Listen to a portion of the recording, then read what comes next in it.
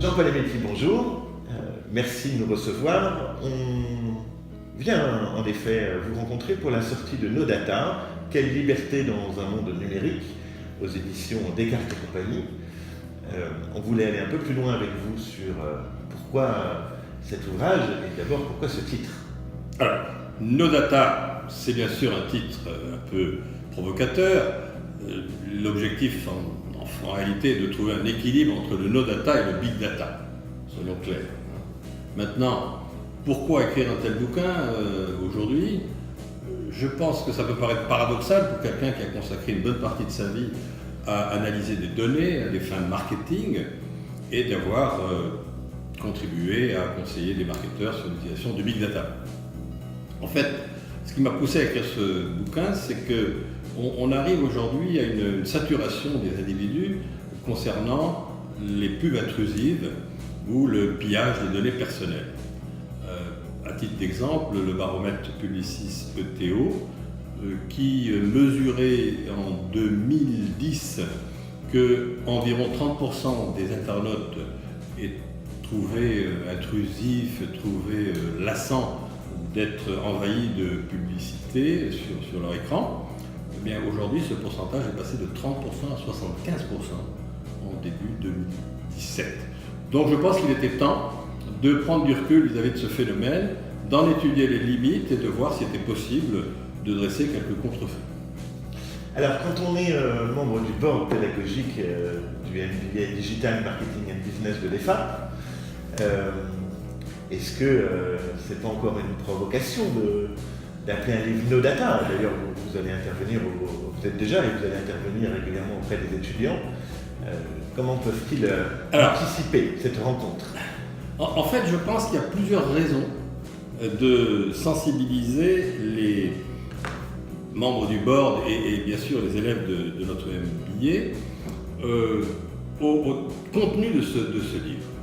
Je rappelle brièvement qu'il y a trois parties dans ce livre. Il y a une première partie qui démystifie tous les termes à la mode des algorithmes au deep learning, qui démystifie la data science. Deuxième partie, toutes les dérives du monde tout numérique et du big data en particulier. Et troisième partie, que peut-on faire? Alors,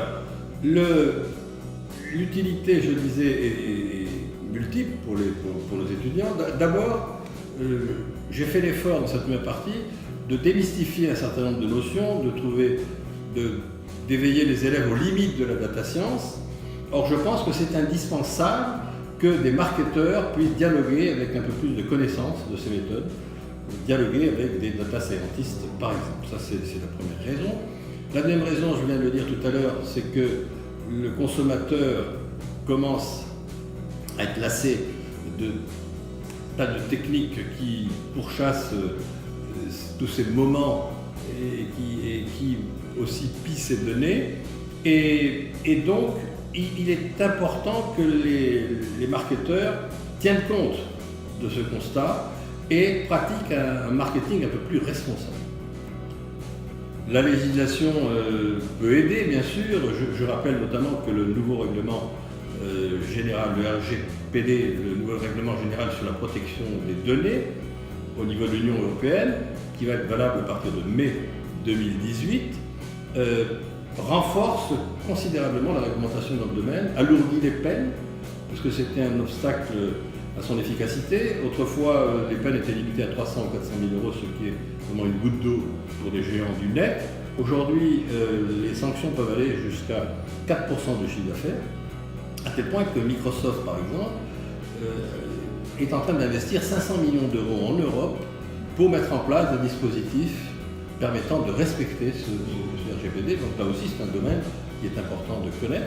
Et je rajouterai un autre point, c'est que quand on regarde finalement la plupart des méthodologies marketing digitales, le schéma est très simple, contrairement à des mots savants dont on nous inonde, c'est qu'il y a capture de données sur différents supports, bien évidemment le net, demain les objets connectés, ensuite traitement, analyse pour en déduire des promotions personnalisées et ensuite envahissement de l'espace privé des individus sur des promotions de toute nature. Bien.